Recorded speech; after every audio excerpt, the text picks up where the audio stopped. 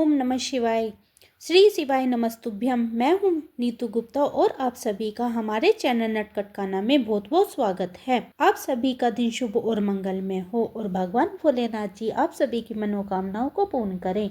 आज आप सुनिएगा फागुन मास महात्म्य का अध्याय 18। धर्मराज युधिष्ठिर ने मार्कंडेय जी से पूछा, भगवान राजा पूरब से पहले महाराज हिरण्य तेजा ने नर्मदा देवी को किस प्रकार इस पृथ्वी पर उतारा था, यह बताने की कृपा करे। तब मार्कंडेय जी बोले, राजन, चंद्रवंश में हिरण्य तेजा नाम से प्रसिद्ध एक महाराज्य ऋषि थे जो समस्त धर्मात्मा होने में श्रेष्ठ तथा प्रजापति के समान थे। वे पर्वत, वन और कानों सहित समूची पृथ्वी का एक छत्र शासन करते थे। उनकी राजधानी चंद्रपुरी थी जो इंद्र की अमरावती के समान शोभा पाती थी। एक समय अमावस्या को सूर्य ग्रहण लगने पर इस जम्बूद्वीप में बवाली कुएं और सरोवर होने पर भी कोई नदी नहीं उपलब्ध हो सकी जहां देवता और पितरों का विशेष सत्कार हो सके। उस समय तक जम्बूद्वीप में कोई नदी नहीं थी। राजा ने लाखों गौ, स्वर्ण, मणि, रत्न, खजाना, घोड़े और अनगिनत मत वाले हाथी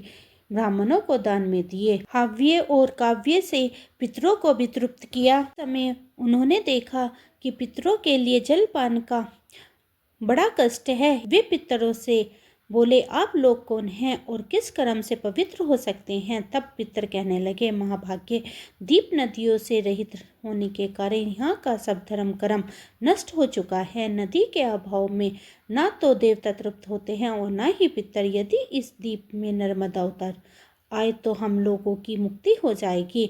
महाराजा, यहाँ यथार्थ बात हमने आपसे बता दी है, अब आपकी जैसी रुचि हो वैसा करे। हिरण्य तेजा ने कहा, अब मुझे पितरों का उद्धार करना ही उचित प्रतीत होता है, अन्यथा इस राज्य से क्या काम है। यदि मैं पितरों को तृप्त न कर सका तो मेरा जीवन ही व्यर्थ है। ऐसा कहकर राजा हिरण्य तेजा उदयचल पर्वत पर गए और कंद मूल और फल का भोजन करते हुए भगवान शिव की उपासना करने लगे।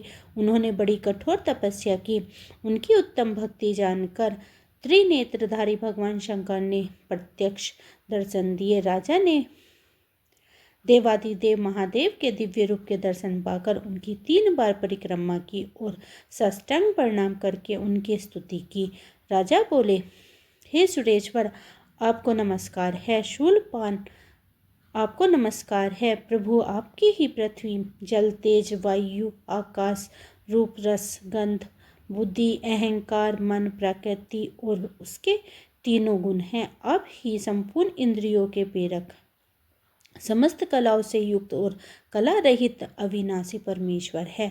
ब्रह्मा और विष्णु आदि देवताओं को भी आपके आदि अंत का पता नहीं लगाते। महामते, आज अजा का किया हुआ यह श्रोत्र सुनकर देवादिदेव जगदीश्वर शिव ने कहा, महाभाग, तुम अपनी इच्छा अनुसार वर मांगो। तब राजा ने कहा, देवेश्वर, 7 कल्पों तक प्रवाहित होने वाली नर्मदा देवी को आप मृत्युलोक में उतारे।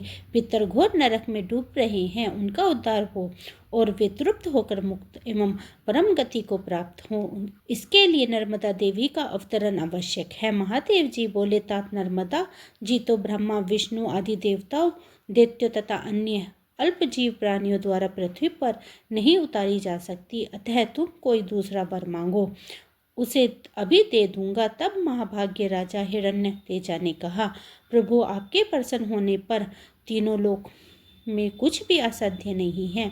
मैं तो सहस्त्र जन्म धारण करने पर भी दूसरा वर नहीं मांगूंगा। देवेश्वर, मैं आपके सेवकों का भी सेवक हूँ, मुझे नर्मदा जी को ही दीजिए। राजा का यह निश्चय जानकर भगवान शंकर ने लोक पावनी नर्मदा देवी का आह्वान किया। वे मकर के आसन पर आरूढ़ होकर दिव्य रूप धारण करके शिव जी के आगे खड़ी हुई और उमा महेश्वर दोनों के चरणों में का स्पर्श करके नतमस्तक होकर बोली, देवेश्वर, किस लिए मेरा स्मरण किया है। तब महादेव जी ने कहा, नर्मदे, राजा हिरण्यतेज ने अपना राज्य छोड़कर यहाँ 14,000 दिव्य वर्षों तक घोर तपस्या की है। अतः तुम इनकी इच्छा के अनुसार पृथ्वी पर उतरो, शीघ्र जाओ और नरक में पड़े हुए सब पितरों का उद्धार करो। तब नर्मदा देवी बोली, देव मैं बिना किसी आधार के जम्बूद्वीप में कैसे जाऊंगी। यह सुनकर महादेव जी ने पर्वतों से कहा, तुम सब लोग क्षण भर स्थिर हो जाओ, जिससे सरिता में श्रेष्ठ नर्मदा पर पृथ्वी पर आ जाए। तब पर्वतों ने कहा, देव हम नर्मदा देवी को धारण करने में असमर्थ हैं। उसी समय उदयचल ने खड़े होकर कहा, महादेव जी की कृपा से मैं नर्मदा को धारण करने में समर्थ हूँ। इसके बाद उदयचल की चोटी पर चरण देकर नर्मदा देवी आकाश से पृथ्वी पर आई और वायु के समान वेग से पश्चिम दिशा को बह चली। उसी समय तीनों लोकों में बड़ा हाहाकार मचा। नर्मदा के जल का वह भयंकर कल नाद सुनकर पाताल लोक से एक तेज में प्रज्वलित लिंग प्रकट हुआ और हुंकार पूर्वक बोला, सब पापों को हरने वाली तथा उत्तम व्रत का पालन करने वाली नर्मदे मर्यादा धारण करो। तुम्हें धारण करने के लिए महादेव जी ने 3 पर्वतों की सृष्टि की है, मेरु, हिमवान और कैलाश। 14 पर्वत श्रेष्ठ विंध्य भी तुम्हें धारण करने में समर्थ हैं। इस पर्वत की लंबाई पूर्व से पश्चिम दिशा की ओर 32,000 योजन है और दक्षिण से उत्तर की ओर चौड़ाई 500 योजन की है।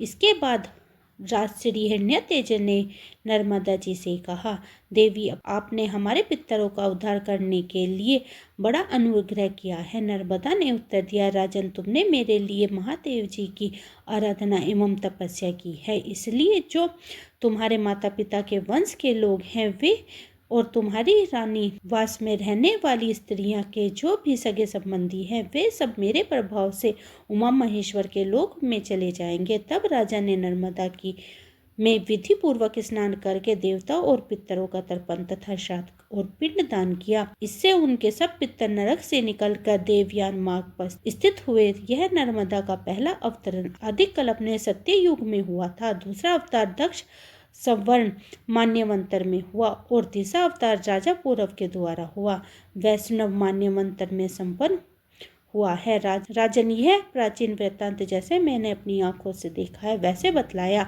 नर्मदा में स्नान करने, गोते लगाने, उसका जल पीने अथवा स्मरण और कीर्तन करने से अनेक जन्मों का घोर पाप तत्काल ही नष्ट हो जाते हैं। मार्कंडे जी कहने लगे, क्षत्रिय कुल में उत्पन्न पुरुकुशक राजा महान यशस्वी थे। उन्होंने पहले 1 सहस्त्र वर्ष तक महादेव जी की आराधना की। उनकी तपस्या से संतुष्ट होकर महादेव जी ने पूछा, राजन तुम कौन सा वर चाहते हो। तब राजा ने कहा, देव नर्मदा नाम से प्रसिद्ध परम सौभाग्यशाली नदी है, उसे आप इस भूतल पर उतारे। तब महादेव जी बोले, राजन इसे ना मांग कर कोई दूसरा वर मांगो। इतना सुनते ही वह महाभाग्य पुरकुसु मूर्छित होकर पृथ्वी पर गिर पड़े। यह देखकर शिव जी ने कहा, राजन तुम स्वस्थ हो जाओ, मैं सरिता श्रेष्ठ नर्मदा को मृत्युलोक में उतारता हूँ।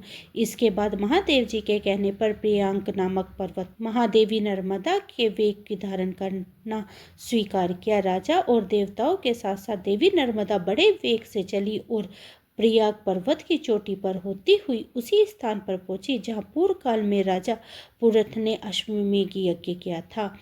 वहीं एक बास के मूल भाग में महानदी नर्मदा निकली।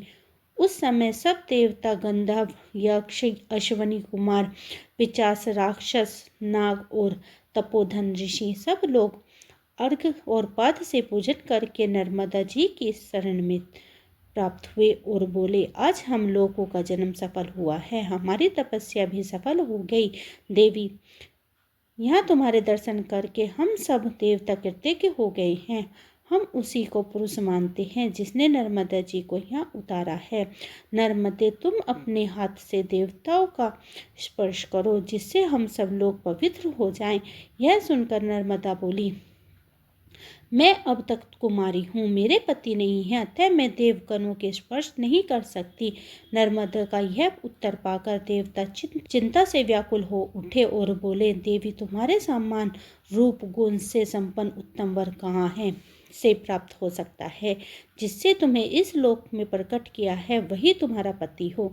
पूर्व काल में ब्रह्मा जी के शाप से समुद्र मृत्यु लोक में जाकर राजा पुरकुसु के रूप में उत्पन्न हुए हैं। इस इक्वल कुल को आनंद बढ़ाने वाले हैं। वह देवतुल्य क्षत्रिय पुरकुसुम तुम्हारे लिए श्रेष्ठ वर हैं। तुम नर्मदा बोली, जिसमें इस प्रकार देव तत्व हैं, उसकी समस्त प्रजा धर्म में स्थिर है। उनका महात्मा पुरकुसुम के लिए और क्या कहा जा सकता है। शंभु ब्रह्मा जी के मानस पुत्र जिस प्रकार धर्म श्रेष्ठ निष्ठा बताए गए हैं, उसी प्रकार मैं पुरकुसुम भी सब धर्मों के पालन में तत्पर हैं। अतः मैं इनके पति रूप में स्वीकार करती हूँ। तब राजा पुरु बोले, नर्मदे, तुम देव कन्या हो, मुझ पर कृपा करो, जिससे मेरे पितर स्वर्ग को जाएं और मेरे भी महान यश हो। यह सुनकर नर्मदा कहने लगी, राजेंद्र, ऐसा ही होगा। आप मुझसे जो जो चाहते हो वह सब मेरे प्रसाद से आपको प्राप्त होगा। ऐसा कहकर देवी नर्मदा प्राय पर्वत से निकलकर पश्चिम दिशा की ओर चली गई। वे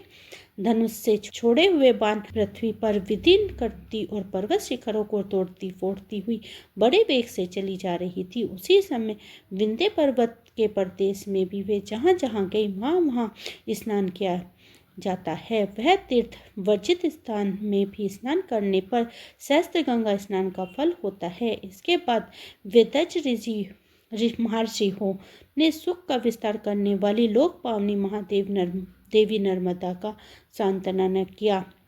देव धर्म के मूल हैं, स्मृतियाँ फूल और फल हैं। अग्निहोत्री परायण पुण्य आत्मा दिग्ज उस फल को भोग करते हैं, परंतु वे भी नर्मदा को स्वर्ग की सीढ़ी समझकर उसका सेवन करते हैं, उसका दर्शन करते हैं।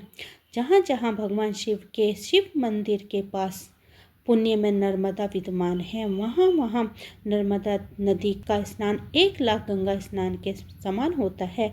अग्निहोत्री से जो पुण्य प्राप्त होता है और पितरों के श्राद्ध से जो फल प्राप्त होता है, वह सब नर्मदा के जल से उपलब्ध हो जाता है। नर्मदा के नाम का कीर्तन करना और उसके संगम तीर्थ में दान देना, इसके समान दूसरा कोई वस्तु नहीं है। जो बुद्धिमान प्रातःकाल उठकर नर्मदा नदी का स्नान करते हैं, उसका पहले जन्म के सब और इस जन्म के किए हुए पाप नष्ट हो जाते हैं। और कोई भी मनुष्य यदि नर्मदा में जहाँ कहीं भी स्नान कर लेता है, उसका किया हुआ 100 जन्मों के पाप तत्काल नष्ट हो जाते हैं। जो नर्मदा के तट पर मृत्यु को प्राप्त होता है, वह भगवान शंकर के रूप को प्राप्त होता है। जहाँ नर्मदा नहीं है, वहाँ पापों का प्रायश्चित करने की प्रेरणा की जाती है, परंतु नर्मदा जल प्राप्त होने पर तो पश्चाताप की आवश्यकता ही नहीं रह जाती। वंदेगिरी के 8 मानस पुत्र बताए गए हैं, जिसमें प्रियांक प्रथम है। उसे सब पर्वतों में श्रेष्ठ जानना चाहिए। नर्मदा के 150 स्तोत्र हैं। कहे जाते हैं, आधे कोस के तीसरे भाग अर्थात 587 गज की चौड़ाई में उनकी धारा बहती है, ऐसे विज्ञ पुरुषों ने बताया है। हे युधिष्ठिर, परमेश्वरी नर्मदा ने देवता और मनुष्यों के हित के लिए स्वयं ही अपने आप को धारण किया है। वे समस्त सरिता में श्रेष्ठ हैं और संपूर्ण जगत को तारने के लिए ही यह अवतरित हुई हैं। उनके तट पर स्वर्ग और मोक्ष दोनों की स्थिति है। इसके आगे का वृत्तांत आप आगे के अध्याय में सुनेंगे। ये थी आज की वीडियो। उम्मीद करती हूँ आज की वीडियो आपको पसंद आई होगी। वीडियो पसंद आई है तो वीडियो को लाइक करें, परिवार और मित्रों में शेयर करें। अगर आपने मेरा ये चैनल अभी सब्सक्राइब नहीं किया तो सब्सक्राइब कर लीजिए, क्योंकि यहीं पर मैं एकादशी और होली की कथा भी लेकर आऊँगी। मिलती हूँ इसे आगे के अध्याय के साथ। तब तक के लिए हरे कृष्णा, राधे राधे।